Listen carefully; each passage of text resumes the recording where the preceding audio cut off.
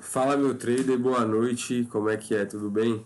Então, dia 29 de março, quarta-feira, e hoje a gente vai estar revisando aí as regiões que a gente marcou no início da semana, na segunda, e vendo o que de oportunidade pode ter surgido aí durante esse período. Então, vou estar aqui minha tela com vocês. Esse aqui é o Euro USD. A gente fez as marcações no Euro USD dessa forma. Setas de compra e de venda ainda posicionadas na região que elas estavam.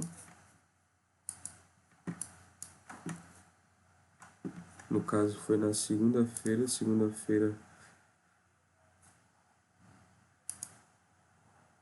vamos ver que dia que foi segunda. No caso foi dia 27. Então vamos ver o dia 27 onde é que iniciou. Dia 27 aqui. Então desde que abriu o mercado, o Euro USD praticamente fez seu movimento de alta. Então tivemos aqui duas entradas durante esse período. Tivemos uma com o fechamento do candle de H4 acima da 20 high, era uma compra aqui, o stop ou aqui ou mais embaixo. O mercado ficou de lado, mas deu chance de pegar um take aqui sofrido, mas pegou. E em relação às nossas regiões de venda, dentro do Euro USD, quem estava ligado aí, ó, quando o gráfico já respeitou aqui 8 horas, respeitando essa região. Então, dentro dessa região, nesse período, existiram sim oportunidades de venda. E a gente vai ver aqui no M5 o que aconteceu quando o preço tocou na região lá da seta. Então, cadê? A região da seta está aqui. A primeira vez que o preço bate, então a gente está vendo o movimento de alta dele do H4. A primeira vez que ele bate, inclusive que é os 61,8 de Fibo, despenca aí 300 pontos. Depois chega a próxima região, respeita novamente 150. Depois busca aqui o mercado fechado, então isso aqui não vale. Respeitou aqui novamente 300. Passou para as regiões aqui do diário, mensal e semanal, que ficaram sinalizadas. Então quem vendeu aqui botou um stop aqui, um pouco de sobra, né? No caso, pouca coisa de sobra, na verdade. Então, quem entrou aqui no diário botou um stop aqui de 300 pontos, não foi estopado. Quem foi mais paciente para entrar mais em cima aproveitou um movimento maior, porém, tanto quem vendeu aqui, quanto aqui, quem botou um stop mais esticado teve a oportunidade de pegar esse movimento de queda. Então, a primeira vez que ele bate no azul aqui na resistência do diário, ele passa um pouco, depois cai 50 pontos. Depois ele passa direto do mensal, vai no semanal e aí sim, a melhor entrada possível. Boom. 288 pontos. Depois volta no diário. 206 e depois não voltou mais para buscar. E agora está embaixo de 61,8 de Fibo. Então essa movimentação no M5, visto aí esse movimento aqui do Euro USD, que é um movimento difícil de prever. Já tenho noção de que o euro está esticado, mas ele poderia muito bem passar e vir testar regiões mais aqui em cima. Ainda não foi, posso ser que ainda vá, mas aqui nessa região rolou esses três, certo? Inclusive ficou dentro da região do mensal, no final das contas, e também no final, embaixo da resistência do diário, que é o fechamento do dia anterior. Então no H4 o preço ainda fechou embaixo do diário e agora fechou embaixo do 61,8. Então no Euro USD várias oportunidades. No GBP USD A gente teve o início do movimento aqui da semana, aqui, dia 27, movimento de alta, assim como no GBP ou no EURUSD, só que no GBP, o que acontece? A gente teve uma compra aqui e poderia ter sido feita uma aqui e outra no momento que ele retorna para buscar alguma região mais embaixo. Então ele respeita a média de 9 também, respeita o 61,8 de fibra e depois sobe, mas tivemos a entrada de compra junto com o fluxo, o stop estava aqui embaixo, né? O stop mais aqui embaixo, fechamento acima da 20 high compra, stop no último fundo, stop caro, mas teve a oportunidade de sair no 0 a 0 aqui, ou pegou esse pouquinho, 400 pontos. E é isso. Então, regiões de venda que a gente tinha marcado aqui acabaram sendo ultrapassadas. Então, a gente tinha uma venda na 20 high que não segurou esse candle, o candle passou reto, depois ele volta, busca a 20 high e joga para cima.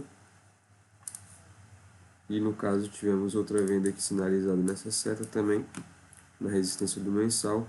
Quem vendeu aqui, na verdade no último topo aqui do H4 também, junto com a resistência do mensal, quem vendeu nessa região passou um calorzinho, o gráfico acaba passando do ponto de entrada da venda, mas ainda assim é uma ótima venda.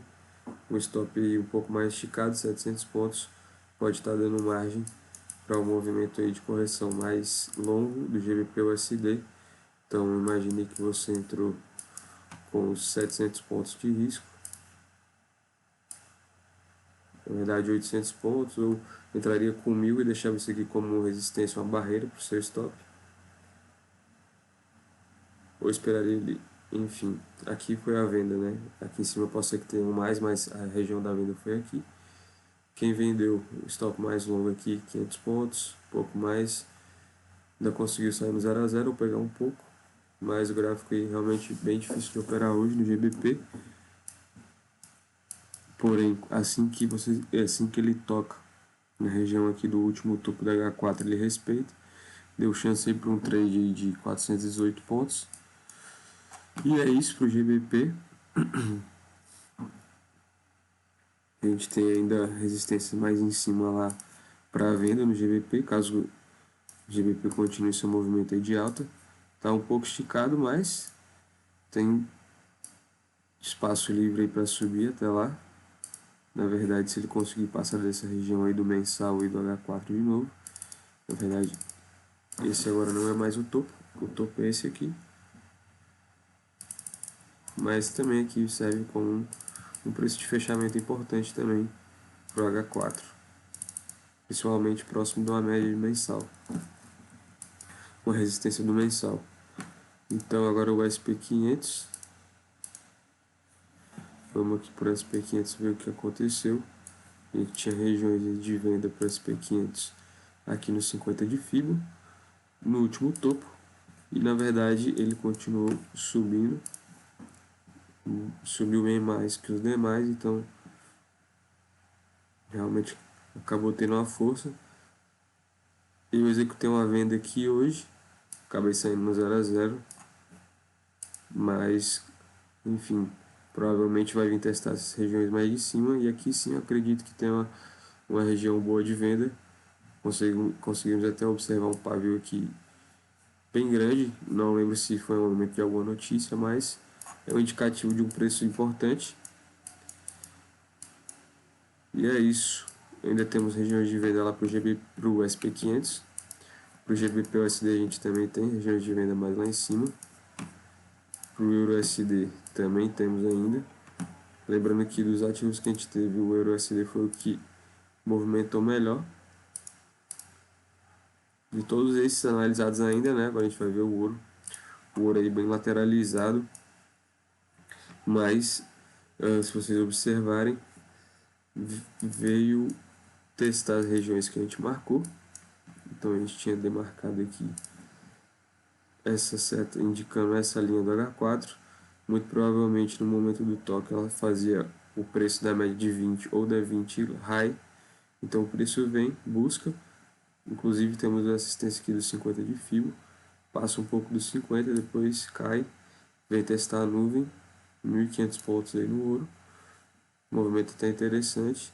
E depois tivemos outra venda na 20 high novamente. Que essa eu acabei perdendo. Toque na 20 high e 1.000 pontos também para baixo. Lógico, um movimento difícil, porém possível, de acordo com os preços que a gente indicou durante a semana. Ainda temos regiões mais lá em cima. Vamos aguardar aí, vamos aguardar. Temos regiões de compra embaixo, regiões de venda em cima. Mesmo assim, o gráfico do Shell tendo ficado lateralizado, tivemos aí duas boas oportunidades aqui e aqui. Então, mesmo em dias lateralizados como esse, conseguimos operar aí. E, enfim, vamos agora analisar o Bitcoin. Bitcoin começou essa semana igual os ativos pareados ao dólar, subindo forte. Veio testar a resistência do mensal, junto com a resistência do diário e do H4, então região muito forte aí para ele passar. E acabou não passando, depois que o Triskolar parou, mas quem vendeu no último topo lá do H4, na nossa última setinha aqui, muito provavelmente é a melhor venda, teve a oportunidade ainda de pegar aí, enfim,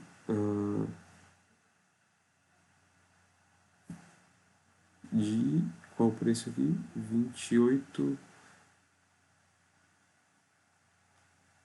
28.497. Enfim, pegou esse movimento aqui de queda. Essa pontuação aqui do Bitcoin, USD,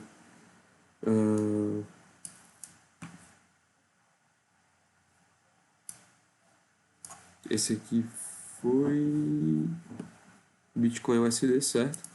E agora a gente vai analisar o SDJPY. O SDJPY aqui deu aí provavelmente o melhor trade da semana até então. No caso, você pode observar aqui as setas embaixo, né, de regiões de compra indicada. Tínhamos traçado aí o Fibonacci desse movimento, então tendência de alta, melhor entrada nas regiões mais embaixo, aonde 61,8 de FIBO e, enfim, depois também da nossa entrada aqui da média de 20 low, o preço como é H4 vai, testa, volta para fechar e depois dispara aí nada mais nada menos que entrou aqui 2.470 pontos, um tiro rápido, um tradezinho aí, um swing muito interessante. A gente realmente pegou o movimento todo e, enfim, chegou até na região de venda agora, né? Então a compra já é mais perigosa e provavelmente ele venha testar essas regiões de baixo para voltar a subir. Mas olha aí, na compra e na venda, pai, que é mais o que? Vamos agora ver o SDCAD. O SDCAD que acabou passando reto, mas ainda deu oportunidades. No caso, o SDCAD ele começa dia 27 aqui. Começa em queda e o SDCAD não veio buscar nossa região de venda, que era, na verdade, veio buscar uma delas, que foi a 20 comum aqui, muito provavelmente, ou a 20 low, muito provavelmente foi a 20 low, a gente marcou só a 20 comum e a 20 high, então o preço começa o dia, a semana aqui, em queda, o oposto, obviamente, dos ativos pareados ao dólar, então começa a semana em queda, volta para testar a média de 20 low, quase na média de 20, venda dá para estar segurando, dá para ter segurado até agora, nada aí 1.300 pontos, nada a mal, ainda tivemos aí um repique do H4 na média de 200, por mais uma venda, 619 pontos.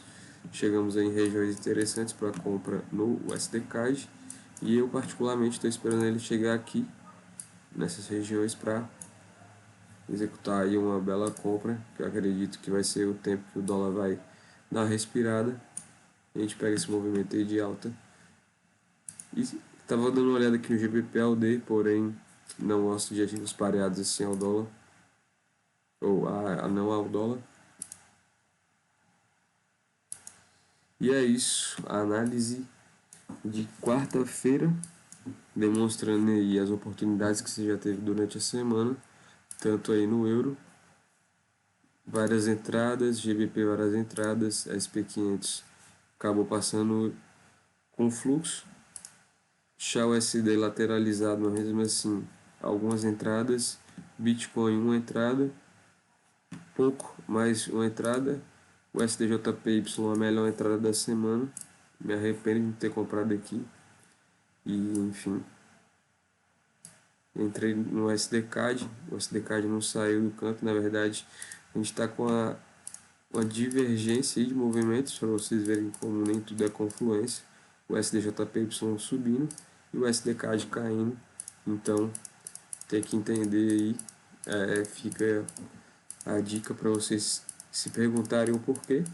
Eu acredito que seja aí pela diferença de taxa de juros e enfim cenário diferentes, né, em cada país. O SDJPY aí movido pelo dólar teve um aumento constante aí da taxa de juros em relação ao IEM, e a tendência é o gráfico realmente puxar mais para cima do que o SDCAD puxar mais para baixo. O CAD aí, o Canadá é um país aí forte, então os Estados Unidos numa situação delicada por agora, então o dólar canadense tende a se valorizar sobre o o dólar, e faz esse movimento de queda, de saindo aí da correlação com o SDJPY. Os mercados aí também um pouco descorrelacionados, né? Com tanta notícia e o dólar de lado também. Mas é isso. Fica aí a dica de acompanhar os vídeos, de observar as regiões, porque realmente aqui poderia ter botado dinheiro no seu bolso. Todos esses ativos aqui, se você estivesse atento, dava para ter extraído alguma coisa. Então, isso é muito importante, já dá um norte aí do que pode acontecer na semana, fazendo você operar muito melhor. Então, aquele abraço, vamos que vamos, semana não acabou ainda. E é isso, TI segura, FLFX, tá?